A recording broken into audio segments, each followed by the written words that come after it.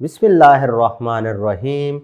Welcome to another exciting journey of learning mathematics with Book Time publication. Today we will learn something new and exciting in mathematics grade 1, unit number 6, that is about geometry. And our topic is over or under. आज हम सीखेंगे position over के बारे में और under के बारे में. ओवर मीन ऊपर, अंडर मीन नीचे. ठीक है, लुक एट द पिक्चर. अब इसमें देखें तो ये जो फ्रेम, फोटो फ्रेम नजर आ रहा है ना, ये क्या है, विंडो से ऊपर है ना. It mean the photo frame is over the window. अब ये कैट नजर आ रही है, ये बिल्कुल इसके नीचे है, इसलिए हम क्या करेंगे, the cat is under the chair. जो चीज नीचे है, ये देख रहे हो बिल्कुल नीचे है, इसके चेयर के नीचे, ये बिल्कुल कवर हो गई है, इसको हम क्या बोलेंगे, the cat is under the chair.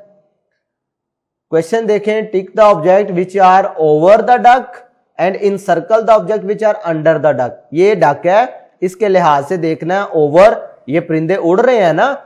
ठीक है, परिंदे क्या कर रहे हैं, उड़ रहे हैं, तो इसकी इनकी पोजीशन क्या होगी, ओवर.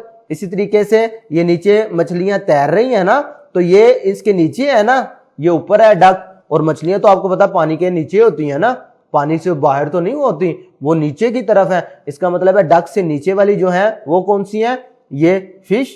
तो हमने करना क्या था, हमने करना tick the object which are over the duck. इसका मतलब है इनको आपने टिक कर देना है, जो नीचे है उन पे आपने सर्कल बना देना है.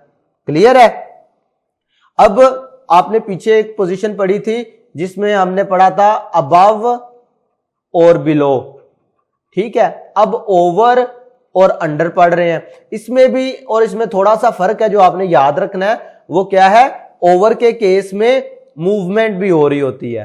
ठीक है, जैसे नजर आ रहा है आपको ये परिंदे उड़ रहे हैं.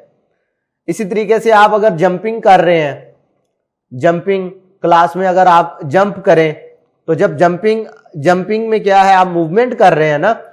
ठीक है, अगर आपके पास एक छोटी सी बार है, आपने देखा होगा अक्सर इस तरह की बार है, और इधर से स्टूडेंट जंप करके दूसरी तरफ जा रहे होते हैं, तो उस केस में आप क्या यूज करेंगे, ओवर. यानी उसमें मूवमेंट भी शामिल हो गई, तो वो ऊपर से आप जंप कर रहे हैं ना, तो इसको क्या बोलेंगे, jumping over the bar.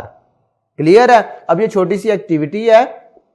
Ask the students to identify the objects that are over and under the table in your classroom. अब क्लासरूम में आपने बताना है कि आपके टेबल, अगर टेबल पे कुछ ऑब्जेक्ट रखे हुए हैं और इसी तरीके से टेबल से नीचे कुछ ऑब्जेक्ट हैं, तो आप ओवर और अंडर का कॉन्सेप्ट समझा सकते हैं ना, उसमें बता देंगे.